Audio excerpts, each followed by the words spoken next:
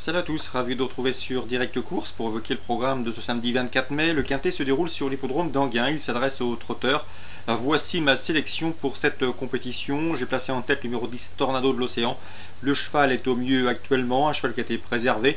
Ses dernières prestations sont là pour en attester. Deuxième, premier, deuxième. En dépit de son numéro 10 en deuxième ligne, derrière les ailes de l'autostart, je le pense capable de fournir le lauréat de cette épreuve. En tout cas, l'opposition est dans ses cordes, il lui faudra maintenant bénéficier du bon parcours. On lui posera le numéro 16, Shadow d'Odyssée, qu'il convient de racheter. La dernière fois, il a été disqualifié après enquête pour avoir contrarié dans sa progression un rival. Le cheval est au mieux. Auparavant, il avait collectionné les bons résultats. D'ailleurs, sa dernière course se serait soldée par un podium sans l'enquête des commissaires. Dans ce lot, malgré son numéro 16 en dehors et en deuxième ligne, il doit lui aussi lutter pour les premières places. Attention également numéro 14, Trébol. Il est au mieux, il reste sur 2 places de deuxième. Il a lutté dans des lots mieux composés cet hiver à Vincennes et force est de lui accorder crédit dans cette épreuve. Le numéro 1, c'est Tempête d'Azur qui vient de manifester un regain de condition dernièrement sur les programmes de Cholet. Une confirmation attendue. Le numéro 2, Trésor du Braille, attention à lui, le cheval a maintenant 2 courses de rentrée dans les jambes, il sera pieds nus pour l'occasion.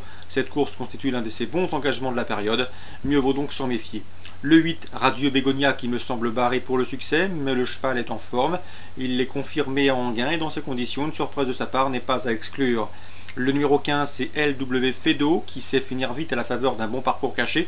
La longue ligne droite d'Enghien sert ses intérêts. Dans ces conditions, une place est largement dans ses cordes. Attention également au numéro 12, Nefertiti Del Rio. Elle peut finir vite lorsqu'elle bénéficie d'un bon parcours caché. Si tel est le cas, elle peut, elle aussi, venir corser les rapports de cette compétition. Résumé chiffré pour ce quintet, 10, 16, 14 As, 2, 8, 15 et 12. Suite du programme à Enghien. Dans la première, j'aime beaucoup le 202 Biche du Clos, une pouliche très estimée par la famille Mottier. Elle compte d'ailleurs 2 victoires convaincantes en autant de sorties publiques, une confirmation attendue. Elle peut demeurer invaincue pour ses débuts à Enghien. Le 301 American Jet mérite également d'être racheté. La dernière fois à Vincennes en début de mois, le cheval a été contrarié dans sa progression dans le tournant final avant de revenir bien finir dans un lot bien composé puisqu'il devançait notamment Albanien qui est un cheval estimé par Patrick Martin.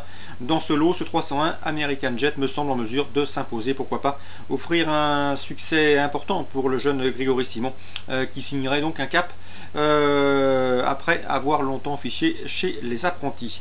Le 513, à savoir Quartz et Gauthier, est au mieux, il n'a jamais été aussi performant qu'à son âge.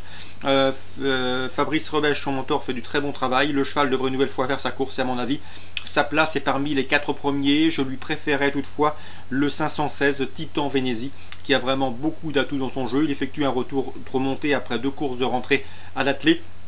Il sera déféré des 4 pieds pour la première fois de l'année. Sachez également que ces 3 dernières sorties déférées des 4 se sont soldées par autant de succès. Bref, un bel engagement, pieds nus, c'est la confiance. Le cheval doit logiquement lutter pour le succès. 516 pour la victoire, 513 pour une place.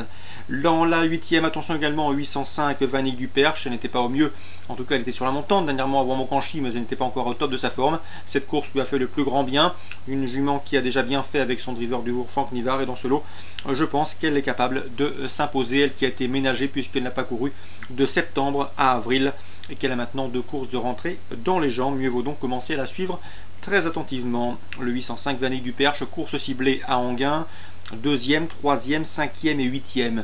Concernant maintenant Bordeaux en Réunion 2, dans la 3e étape du défi du galop, qui sera également la 92e édition du Grand Prix de Bordeaux. J'aime beaucoup le 502 Saga Dream qui a bien fait pour sa rentrée après plusieurs mois d'absence dans le Vase d'Argent à Toulouse, la 2e étape du défi du galop, où ce jour-là le cheval s'est classé 4e. Il sera également avantagé par l'assouplissement des pistes, donc s'il venait à pleuvoir sur la région bordelaise, cela ne ferait que renforcer ses chances. Dans ce lot, je le vois lutter pour le succès, c'est le 502 Saga Dream.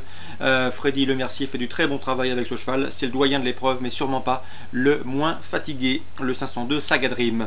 Le 508 Sahawar, qui l'a devancé dans le Vase d'Argent dernièrement à Toulouse, sera sans nul doute l'un de ses plus sérieux adversaires. 502-508 pour la 3e étape du défi du galop qui se déroule samedi donc à Bordeaux.